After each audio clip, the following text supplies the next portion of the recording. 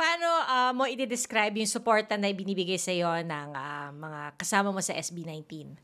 Siguro po, ang nafe-feel ko kasi is para silang proud na kuya, gano'n. Minsan na minor minor achievement lang or let's say maganda lang yung pagkakanta ko sa isang part, natutuwa na sila. So yung mga ganong simpleng appreciation po is parang nakakadagdag na rin, nakaka-help na sa confidence ko po. Importante rin yun, 'no? Kasi parang ano ba, parang ang relationship niyo ba parang hindi lang magkakasama sa grupo kundi masasabi mo ba para na kayong magkapatid or something like that? Opo, actually parang kasi sa tagal na naming magkasama, madami ng pinagdaanan, tapos po siyempre may mga alitan-alitan na, para na kaming, alam niyo po yun, super kilala na namin yung isa't isa, na tanggap na namin yung mga flaws and alam na namin kung ano yung, parang madali na namin intindihin yung bawat isa. Although siyempre hindi mawawala talaga yung parang,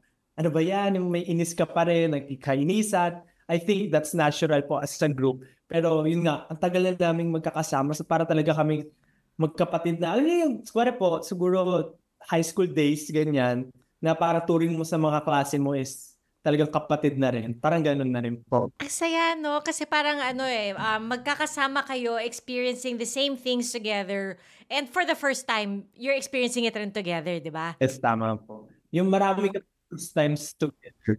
Oo nga. So talagang ano, iba talaga yung banyo. Para kayong ano, magkakaklase sa high school, parang gano'n.